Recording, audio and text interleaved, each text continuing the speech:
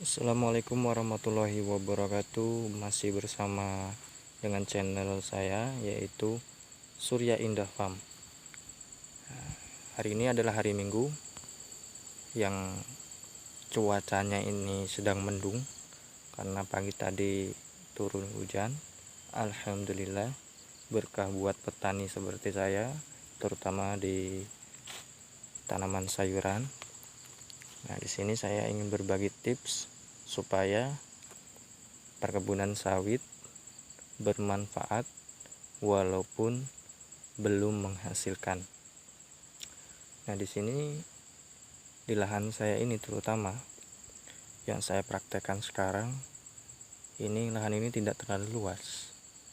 Tapi ketika saya tanamin sawit aja ya, kelapa sawit ini ya, ini bakal 3 tahun baru menghasilkan buah, atau 3 tahun sampai 4 tahun lah kalau maksimal dalam perawatannya.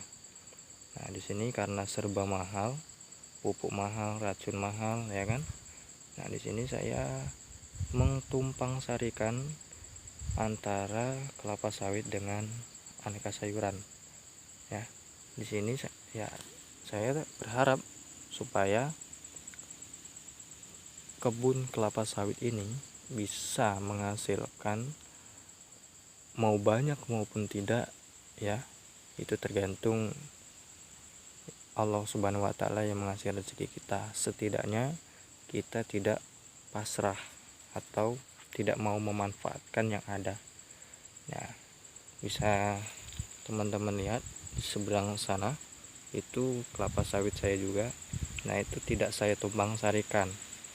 Nah, ketika saya tumpang sarikan ya, sekarang baru umur 3,5 tahun baru menghasilkan, baru mau belajar menghasilkan buah ya, atau bisa ya, kalau orang kampung seperti saya mengatakan baru berbuah pasir ya, karena buahnya belum terlalu besar. Nah, ini baru saya tanamin, yang sebelah sini itu baru saya tanamin kurang lebih 1 tahun lah ya. Saya berpikir, apalagi di harga sekarang di kelapa sawit ini harganya murah ya, anjlok. Dari sebelum lebaran itu harganya 2.000 sampai 3.000 ke atas, sekarang tinggal 1.000 ya, 1.100 atau ya segitulah harganya, nggak mau naik lagi ya.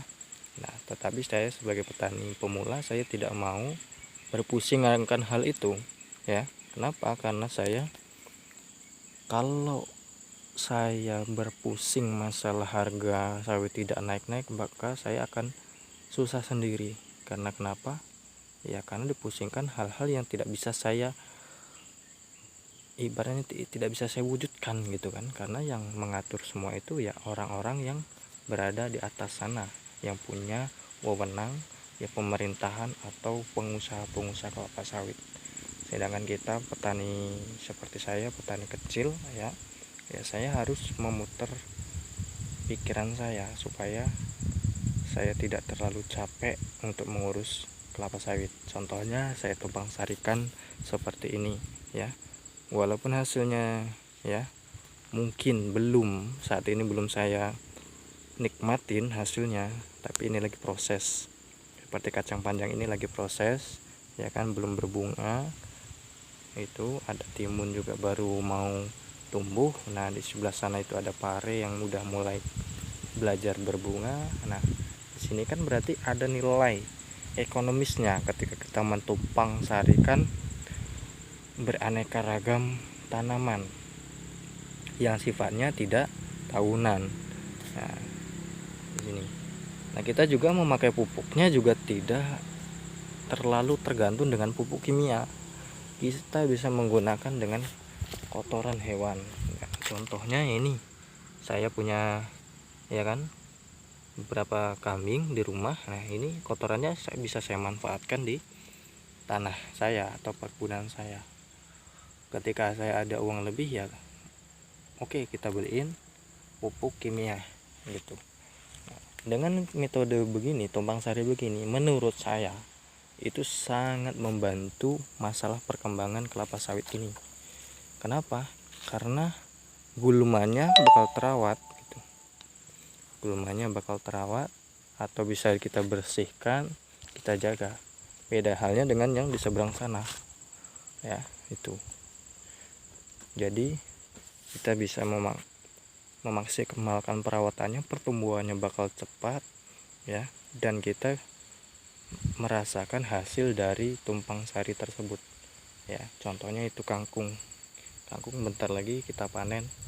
Walaupun kita tidak menjualnya, otomatis kita bisa mengonsumsinya sendiri. Jadi untuk mengurangi uang belanja istri kita.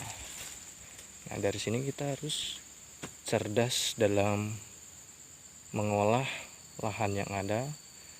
Lagi di dalam dunia pertanian kita harus cerdas, tidak harus tergantung dengan pupuk kimia, tidak tergantung dengan ibaratnya racun hama atau segala macam rumput ya.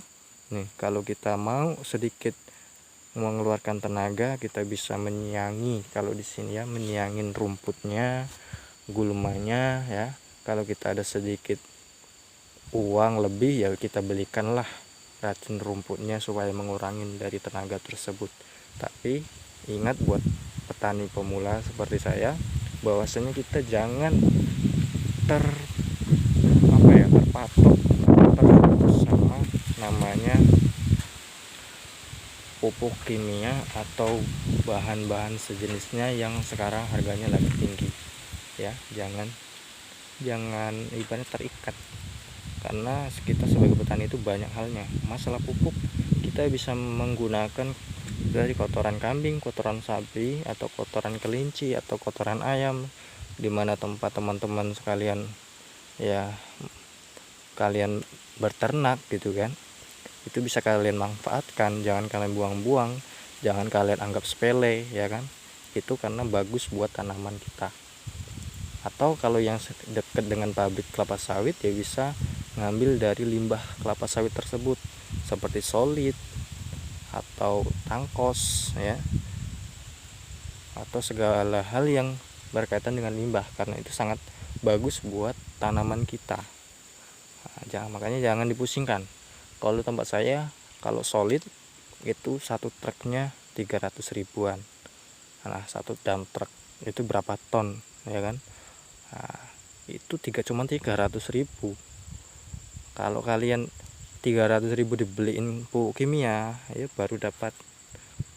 Kalau yang murah ya dapat sekarung, kalau yang lumayan bagus ya nggak dapat gitu. Jadi ya kalian harus cerdas, kita harus cerdas dalam bertani ya. Jangan mau dipusingkan dengan keadaan sekarang ya, namanya keadaannya mau gimana lagi, kita berkoar-koar juga nggak bakal mengubah ya kan gitu. Mungkin kalau berubah pun ya alhamdulillah, kalau tidak bisa mengubah kenapa kita harus capek-capek berkoar.